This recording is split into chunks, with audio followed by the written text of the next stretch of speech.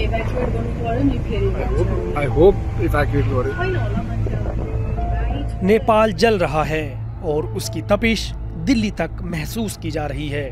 JNU में पढ़ने वाले नेपाली छात्रों की आंखों में चिंता साफ झलकती है, लेकिन उसी के बीच एक उम्मीद भी पल रही है।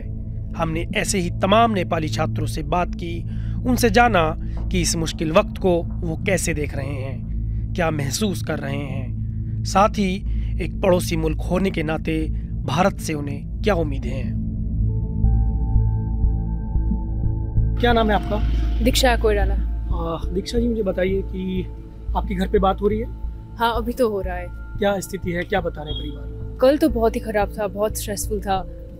अब बहुत पोर्स जैसा हो गया था, सब लोग को अटैक कर रहे थे, वायलेंस बहुत ही ऊपर के लेवल में चला गया था।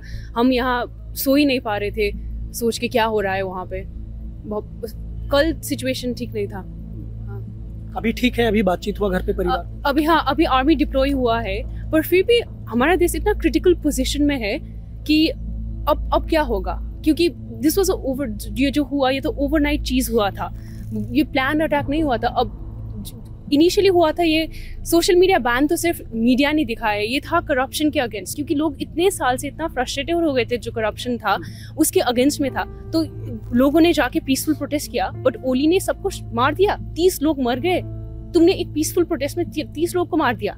उसके बाद बहुत सारे लोग को एंगर हुआ, तो लोग आने लगे, पर एक पॉइंट के बाद ऐसे लगता है कि हाईजैक भी हो गया था, क्योंकि रात तक वायलेंस बहुत ही लेवल पे राइज हो चुका था, जो सिर्फ स्कूल स्टूडेंट या कॉलेज स्टूडेंट नहीं करते।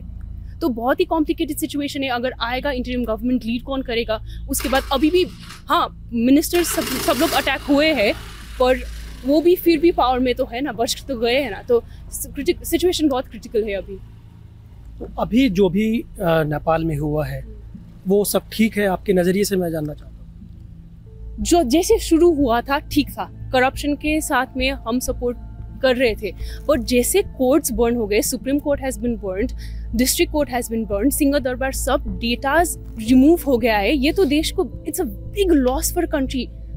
कल जाके लोगों का बर्थ सर्टिफिकेट, लोगों का सिटीजनशिप, लोगों का लैंड ओनरशिप, ये सब का डाटा कलेक्टेड, सब we lost all of it. What's going to happen to that? कौन लेगा अकाउंटेबिलिटी? अभी जो हो रहा है नेपाल में, उसे कैसे देखते हैं आप, और भारत से क्या उम्मीद रखते हैं? जी बिल्कुल, शुरुआत में बहुत ही अच्छा लगा था, सब लोग रोमांचक स्थिति में थे कि हाँ, ये करप्शन के खिलाफ में कुछ करना चाहिए।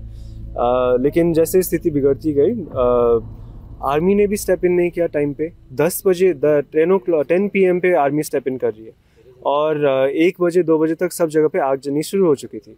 आर्मी की दमकल कहाँ पे थी उस टाइम में? आर्मी का चीफ तब तक क्यों नहीं बोला? और 10 बजे रात को आके आर्मी का चीफ कह रहे हैं कि हम अब पीस एंड सिक्योरिटी मैनेज करेंगे। जब पहले के टाइम में तो ये तो अर्लियर डिप्लॉयमेंट होना चाहिए था।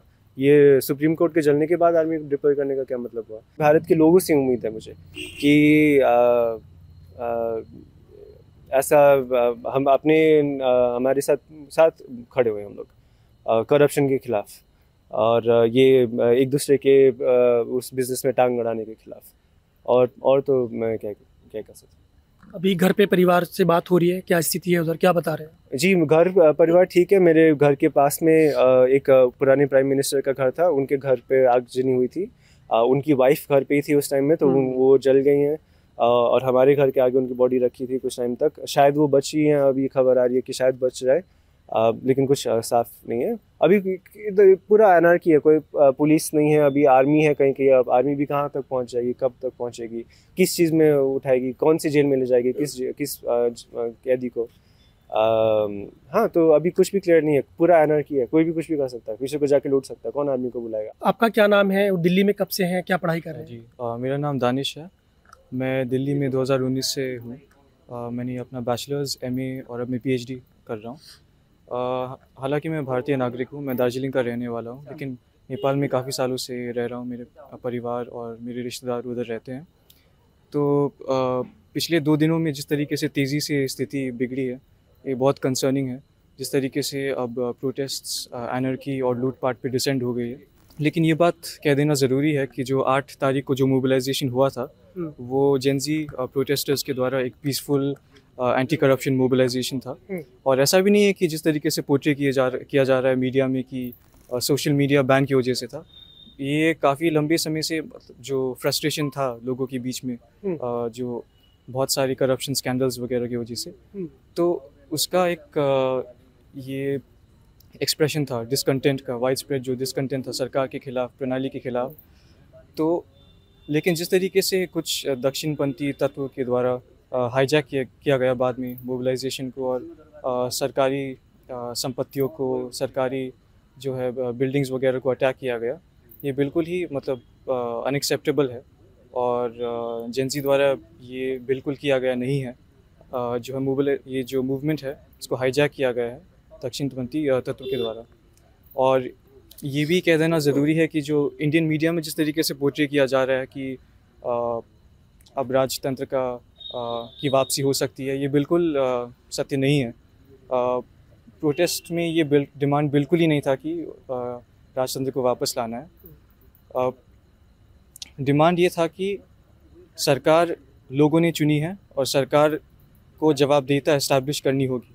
सरकार लोगों की तरफ अकाउंटेबल है और जो करप्शन स्कैंडल्स हो रहे हैं उसके लिए सरकार को जवाब देनी होगी। अभी जिस तरह की वहाँ सिचुएशन है, आप क्या चाहते हैं कि मतलब क्योंकि एक पूरा लोकतांत्रिक ढांचा जो है पूरा ध्वस्त हो गया है अभी एट प्रेजेंट, है ना, तो आपको क्या लगता है कि अब ये सब चीज़ें हों कि दोबारा से उसी तरह का हो? क्योंकि अभी हाल ही में बीते दिनों देखा गया था कि इसी साल मार्च में भी जो राजशाही है उसके समर्थन में भी वहाँ पे प्रदर्शन हुए थे। ये मैं नहीं कहूँगा कि लोकतांत्रिक ढांचा ढह गई है, क्योंकि संविधान अभी भी बाकी है। जो हमने 2015 में बनाया था उसके बेसिस पे अभी संविधान चलाने वाले लोग तो वो भी हैं। अब आर्मी प्रोटेक्ट कर रही है लोगों को। मेरे ख्याल से बांग्लादेश के और दूसरे देशों की तरह अभी तक हमारे लीडर भागे नहीं हैं, वो लोग नेपाल पे ही रह रहे हैं। अब जो न्यूज़ आ रही है वो कंफर्म्ड है कि वो लोग उधर ही हैं, कोई भी देश छोड़ के नहीं गया है। और वो लोग अभी इंटरिम गवर्नमेंट बनाने के लिए बातचीत कर रहे हैं। आर्मी फैसिलिटेट कर रही है, जेनजी रिप्रेजेंटेटिव आ रहे हैं, नागरिक समाज के लोग आ रहे हैं, सारे लोग आ रहे हैं। लोकतंत्र मेरे ख्याल से ढहा नहीं है, थोड़ा उसको चोट पहुंची है कि इस तरह का हो गया, इलेक्टेड गवर्नमेंट को भागना पड़ा, ठीक है। लेकिन वो संविधान अभी भी है, और संविधान का प्रोटेक्टर हम जिसको बोलते हैं। फॉलो कौन कर रहा है संविधान? संविधान में कहाँ लिखा है? आर्मी कर रही है। आर्मी संविधान पे टिक के ये सब कर रही है। आर्मी किसी से वो उसी के बेसिस पे। और आई थिंक आर्मी संवैधानिक पद पे बैठे हुए सारे लोग तो को भगा दिया, मारा पीटा गया। उसका मतलब ये नहीं कि पूरा लोकतांत्रिक प्रोसेस ही डिरेल हो गया। इसका मतलब ये नहीं, हमको ये लगानी नहीं चाहिए। और कोशिश कर रहे हैं, अब इससे कुछ भी ना हो, एनआरकी हो, इससे अच्छा तो है कुछ संविधान, कुछ गवर्नमेंट तो बने। वो इंटरिम गवर्नमेंट बनाने की ट्राई कर रहे हैं। लेकिन अभी तो सब सामान्य हो गया। अभी बात आ रही है आर्मी टेक ओवर होने के बाद थोड़ा सामान्य हुआ है, पर कल रात का लॉस तो बहुत बड़ा लॉस था ना। एक दिन में हमने कितना 10-20 साल का जो ग्रोथ हुआ था वो लॉस कर दिया ना। क्या होगा सब डाटास का, क्या होगा वो सब कोर्ट केसेस का? अभी क्या चाहते हैं सब लोग? प्रॉपरली विजन, वेल स्टडीड लोग आके, एक्सपर्ट आके इसमें बैठ के डिस्कस करके बात आगे बढ़े। ये चैट जीपीटी को पूछ के कौन अच्छा कैंडिडेट है प्राइम मिनिस्टर के लिए, और डिस्कॉर्ड में वोट करके प्राइम मिनिस्टर इलेक्ट नहीं होगा। क्योंकि you will need people who have worked on it, जिसका बैकग्राउंड है उस पे, उस एक्सपर्ट की सलाह लेके क्या ठीक होगा, बहुत क्रिटिकली और केयरफुली आगे बढ़ना चाहिए। हम अभी इमोशन में, ये बहुत ऑलरेडी इमोशन की वजह से यहाँ पूछा है। अभी इमोशन को कंट्रोल करके लॉजिकली सिचुएशन को डील करने का टाइम है। आपको लगता है कि अभी जो गवर्नमेंट थी उसमें कोई एक आदमी था जो ठीक था? आपको लगता है ऐसा? अभी मुझे नहीं पता। मुझे ऑनेस्टली हम इतना क्रिटिकल, क्योंकि जो लोग थे, जो मेन पीपल जो पावर में थे, they have been in power for a very, very long time, and they've never let anybody who was politically capable, somebody who was to enter. These people have been here since 1996. Deuba was prime minister when Deuba तब भी prime minister थे जब राजा था। देवबा आज भी prime minister है। तो यही लोग हैं जो केपी थोड़ा नया है, पर केपी ओली ने भी जैसा शासन रखा है, ये सब लोग बहुत, और इन लोगों ने किसी को एंटर करने नहीं दिया। वही तो फ्रस्ट्रेशन था, किसी को एंटर करने नहीं दिया, करप्शन ही इस लेवल में पहुंचा है, जो यंग लोग आगे जा रहे हैं वो भी हो ही नहीं पहुंचा। एकेडमिक सिचुएशन कितना बुरा है। हम अगर मुझे अच्छा यूनिवर्सिटी नेपाल में होता है तो मैं लेके नहीं पढ़ती, नहीं है ना ऑप्शन, जेएनयू में आके पढ़ना पड़ता है ना। तो कैसे आएंगे लोग जिसको सच में अपना मतलब अपना एरिया का एक्सपर्टीज है, जब तुम्हें उन लोगों को एंटर ही करने नहीं दोगे, कंट्री को बनाओगी नहीं ताकि ये एक्सपर्ट्स इंडिया में है ना, मतलब इंडिया फिर भी इंडिया में है, देयर एक्सपर्ट्स, देयर यूनिवर्सिटीज जहाँ से थिंक टैंक्स, जहाँ से नॉलेज रिप्रोड्यूस होता है। जब नेपाल में सिस्टम ही नहीं होगा जहाँ से नॉलेज रिप्रोड्यूस होगा तो कैपेबिलिटीज तो विल बी लॉस्ट नो। तो अभी कैपेबल इंसान मुझे तो नहीं लगता है कोई, क्योंकि देश ने कभी होने ही नहीं दिया यार कैपेबल। अब सबसे एक सवाल मेरा ये है कि आप राजशाही व्यवस्था में यकीन रखते हैं या फिर लोकतांत्रिक व्यवस्था में यकीन रखते हैं, फिर आर्मी रूल में विश्वास रखते हैं? अभी आप क्या चाहते हैं? आप चलो। डेफिनेटली डेमोक्रेसी पे विश्वास रखते हैं, और राजशाही ठीक था बुरा था ये दूसरी डिबेट है, लेकिन वो चली गई। अब जो चीज़ चली गई वो चली गई। अब मेरा मानना ये है पर्सनली कि जो चीज़ चली गई उसको लाने में कोई तुक नहीं है। अगर जनता चाहती है कि वो आए तो I think he should come from वो प्रॉपर वे से आना चाहिए। इलेक्शन हो, रेफरेंडम हो, उससे आए तो मुझे कोई आपत्ति नहीं है। लेकिन अभी मैं ये सोचता हूँ कि अभी हमको आगे की सरकार कैसे बनानी चाहिए, आगे कौन सी व्यवस्था रखनी चाहिए, इस पे बातचीत करनी चाहिए, और राजशाही पे ज़्यादा बात करने से मैं बिलीव करता हूँ। क्योंकि ये सवाल इसलिए भी है क्योंकि अभी मार्च में राजशाही के समर्थन में एक प्रोटेस्ट हुआ था आपके यहाँ पर, और जो अभी प्रदर्शन चल रहे हैं वो भी बहुत ज़्यादा क्लियर नहीं है, क्योंकि बहुत सारे लोग बोल रहे हैं कि ये राजशाही व्यवस्था दोबारा लागू हो इसलिए प्रदर्शन है। कुछ लोग बोल रहे हैं कि भ्रष्टाचार इतना फैल गया उसके खिलाफ ये प्रदर्शन है। कुछ लोगों का मानना है कि भाई ये जो सोशल मीडिया ऐप्स जो उन पर बैन कर दिया नेपाल की गवर्नमेंट ने, ये उसके खिलाफ आंदोलन है। देखो, राजशाही के समर्थन में लोगों के उनके प्रति लोगों को आस्था अभी भी है, ये मेरा मानना है, और लोग मानते हैं उनको। लेकिन कितने लोग मानते हैं ये तो इलेक्शन से ही पता चलेगा और रेफरेंडम से पता चलेगा। इसलिए मैं क्या प्रपोज कर रहा हूँ, और कुछ लोग क्या प्रपोज कर रहे हैं कि रेफरेंडम होना चाहिए, कि हमको राजशाही चाहिए कि नहीं, तब पता चल जाएगा। डेमोक्रेटिक प्रोसेस से क्या पता चल जाएगा कि कितने लोग चाह रहे हैं, 50-55% चाह रहे हैं, 60% चाह रहे हैं। तो समर्थन तो उनके लिए है नेपाल में, लेकिन कितना परसेंट का है? अब मास को मानेंगे, रोड पे आए लोगों को मानेंगे, कि इलेक्शन में जितने लोग वोट करेंगे उनको मानेंगे? समर्थन तो डेफिनेटली है इनके लिए, तो एक आस्था है। और जैसे उन्होंने अभी इस रिसेंट डेज की वायलेंस को जो रेफरेंस माने, तो उनके जो 19 दिन उनको रिमूव करने के लिए जो आंदोलन हुआ था, उसमें उन्होंने कभी भी ऐसा न्यूज़ नहीं आया है कि उन्होंने शूटेड साइड का ऑर्डर दे दिया हो। जबकि उनके अंडर में आर्मी थी, आर्मी कुछ भी कर सकती थी, तब वो जैसे चाहे आर्मी को मोबिलाइज कर सकते थे, तब भी उन्होंने और जो उन्होंने एक स्टेटमेंट जाते हुए जो देश को गद्दी छोड़ते हुए जो एक वक्तव्य दिया था और भाषण दिया था लोगों के प्रति, कि जैसे मैं आपकी देश है, मैं जनता की देश, जनता को दे के जा रहा हूँ, जो जैसे एग्जिट किया था कि उन्होंने अपने लिए फिर से आने की ओपननेस दिखाई थी, तो वो सराहनीय है। लेकिन इसका मतलब ये नहीं है कि उनको सड़क से फिर से लेके आएँ और फिर 5 साल बाद फिर आंदोलन हो उनको रिमूव करने के लिए। ये हम साल बदर साल ये अफोर्ड नहीं कर सकते। एज अ डेमोक्रेटिक कंट्री हमको आगे की सोचनी चाहिए। अगर उनके समर्थक को लगता है कि वो आनी चाहिए, वो प्रॉपर तरीके से मांग करे रेफरेंडम की, तो पता चल जाएगा कितने लोग तब उस तरीके से आते हैं, तो ठीक है, हमको भी मंजूर है मेरे ख्याल से। आपको लगता है कि रेफरेंडम हो जाए तो फिर सब क्लियर हो जाएगा किसके समर्थन में कितना है? चलिए बताइए, किस तरह का भ्रष्टाचार ज़्यादा है? बेसिक बताइए हमको कि भ्रष्टाचार किस लेवल का था उधर?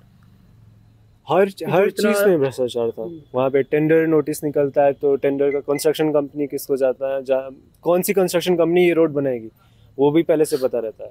कोई एयरपोर्ट बनता है तो एयरपोर्ट के लिए जो लोन आता है, उस लोन में एयरपोर्ट बनाने में कितना खर्चा हुआ, उसमें भी भ्रष्टाचार होता है। आपका हर एक बाथरूम जितना बना है हर एक एयरपोर्ट में, उसमें भ्रष्टाचार है। हर चीज़ में भ्रष्टाचार है। वो हटाने के लिए ये लड़ाई थी, लेकिन अब इसमें और लोग भी मिल गए। हाँ, राजावादी भी आ गए इसमें, कहने लगे कि हाँ चलो सब हटाओ। वहाँ का हेल्थ और एजुकेशन सिस्टम, वहाँ पे भी बहुत भ्रष्टाचार है। त्रिभुवन यूनिवर्सिटी में जितने अपॉइंटमेंट होते हैं, बहुत प्रोफेसर लोग उनकी पॉलिटिकल अफिलिएशन से अपॉइंट होते हैं। हेल्थ में भी बहुत भ्रष्टाचार होता है। अरे वहाँ पे कोविड के टाइम पे लोग इंजेक्शन ला के ये वैक्सीन बेच रहे थे, वैक्सीन वो भी प्रॉफिट में बेच रहे थे। गवर्नमेंट ही प्रोवाइड करा रही थी वैक्सीन। गवर्नमेंट ही तो प्रोवाइड कर रही थी, गवर्नमेंट के साथ मिल के भ्रष्टाचार था ना, तो इतना लंबा भ्रष्टाचार था ना ये तो हर चीज़ में। वैक्सीन बेची जा रही थी, वैक्सीन बेची जा रही थी, मेडिकल इक्विपमेंट बहुत सारे बेचे जा रहे थे। अरे अर्थक्वेक के टाइम पे लोग तिरपाल जो यूएन WHO वगैरह देते हैं वो बेच रहे थे। वहाँ पे हर चीज़ खरीदी जा सकती थी। हाँ, कोई भी सीट, कोई भी पावर, कुछ भी। तुम्हें एक ये कैबिनेट में मिनिस्ट्री चाहिए, ये चाहिए, मिनिस्ट्री चाहिए, तो वो भी भ्रष्टाचार। दुर्गा प्रसाद को इतना गुस्सा क्यों आया? क्योंकि उसको एक कॉलेज खोलना था, मेडिकल कॉलेज खोलना था उसके शहर में, वो नहीं खोलने दिया तो उसको गुस्सा आ गया। और उसके खोलने के लिए उन्होंने पैसा मांगा दुर्गा प्रसाद से, तब वो राजाबादी बना ना। भ्रष्टाचार की वजह से राजाबादी इतने पैदा हुए ना। नहीं होता तो हम खुश रहते अपने लोकतंत्र में। लेकिन और पढ़ाई करने के बाद आप क्या नेपाल वापस जाएंगे या यहीं रहने का इरादा है? जी, मेरा प्लान तो है नेपाल में कॉलेज खोलने का। मैं ये स्टार्टअप में लगा हूँ, देखता हूँ क्या होता है। हाँ, मेरा भी वही तो प्लान था ना, इसलिए कल का दिन इतना बुरा हुआ हमारे लिए, क्योंकि हमारा तो प्लान ये था मेहनत करेंगे, काम करेंगे, थोड़ा अपने आप को अपने फील्ड में पढ़ेंगे और समझेंगे क्या होगा और जाके वापस जाके काम करेंगे। पर देश का सिचुएशन ऐसा है, हम जाके कैसे काम करेंगे? ये लेवल का फ्रस्ट्रेशन, ये लेवल का स्ट्रेस वही तो हो रहा है ना, क्योंकि मन तो वही था ना, इतना मेहनत करके आके पढ़ रहे हैं, इतना कर रहे हैं, तो जगह ही नहीं है जाने को वापस। पहले से ही था, मतलब पहले से करप्शन की वजह से जगह ही नहीं मिल रहा था। अब अगर राजावादी वगैरह सब लोग आएंगे तो वो हमें जगह देंगे फिर से? हमारे पास तो कुछ भी नहीं है लड़ने के लिए। तो हमारा नॉलेज तो इतना साल का मेहनत किया हुआ नॉलेज कहाँ वेस्ट चला गया ना। आगे यहाँ रहना है या वापस जाना है? मन तो वापस जाने का है, इसलिए देश बन जाए तो जाके बनाने का ट्राई भी कर रहे हैं। बट कब कैसे देंगे ना, उन लोग को देना पड़ेगा ना। Democracy must prevail, or else how will people like us go back and work? If the monarchy comes back, will they let us come and work? We're trying to make this place better. No, they don't want to make that place better.